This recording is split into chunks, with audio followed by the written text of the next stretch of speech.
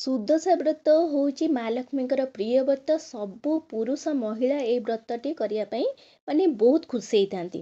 କିନ୍ତୁ ବହୁତ ମହିଳାମାନଙ୍କ ମନରେ ପ୍ରଶ୍ନ ଥାଏ ଯେ ଆମେ ଭଡ଼ା ଘରେ ପୂଜା କରିପାରିବେ କି ନାହିଁ। ଦେଖନ୍ତୁ, ଆପଣ ଯଦି ପ୍ରଥମ ଥର ଭାବେ ଆରମ୍ଭ କରୁଛନ୍ତି, କେବେ ବି ଆରମ୍ଭ କରିନାହାନ୍ତି, ତ ପ୍ରଥମ ଥର ଭାବରେ ଯଦି ପୂଜାଟି ଆରମ୍ଭ କରୁଛନ୍ତି, ତାହେଲେ ଆପଣ ଭଡ଼ା ଘରେ ଆରମ୍ଭ କରନ୍ତୁନି।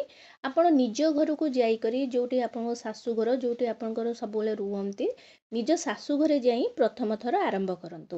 ତାପରେ ଦ୍ୱିତୀୟ ହେଲା କି ତୃତୀୟ ହେଲା, ଆପଣ ତାପରେ ନେକ୍ସଟ ଆପଣ କ'ଣ କରିବେ, ଭଡ଼ା ଘରେ କରିପାରିବେ। କାରଣ ଦେଖନ୍ତୁ, ବହୁତ ମହିଳାମାନେ ସବୁବେଳେ ସୁଦଶା ବ୍ରତରେ ଆସିବା ଘରକୁ ସମ୍ଭବ ନୁହେଁ।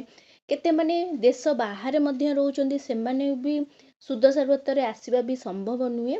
ତ କିନ୍ତୁ ବହୁତ ଲୋକମାନେ କହନ୍ତି ଭଡ଼ା ଘରେ ପୂଜା କଲେ ଆମର ଯେତିକି ଭଲ ନ ହେବ, ଯିଏ ଓନର୍ ଥିବ, ଯିଏ ମାଲିକ ଥିବ, ତାର ସେତେ ଭଲ ହେଇଥାଏ। କିନ୍ତୁ ସେମିତି କହିବା ଠିକ୍ ନୁହେଁ। କାରଣ ଦେଖନ୍ତୁ, ଆପଣ ପୂଜା କରୁଛନ୍ତି ମାଙ୍କୁ, ଆପଣ ପୂଜା କରୁଛନ୍ତି ଆପଣଙ୍କ ନିଜର ଭକ୍ତିର ସହିତ, ବିଶ୍ୱାସର ସହିତ, ନିଷ୍ଠାର ସହିତ ପୂଜା କରୁଛନ୍ତି। ଆପଣ ଯେହେତୁ ପୂଜା କରୁଛନ୍ତି, ଆପଣଙ୍କୁ ଆପଣଙ୍କର ଫଳ ମିଳିବ। ସେ କଥା ମନରେ ରଖନ୍ତୁ ନାହିଁ। ଭଡ଼ା ଘରେ ହେଲେ ପଛେ ଆପଣ ମାଙ୍କୁ ପୂଜା କରନ୍ତୁ।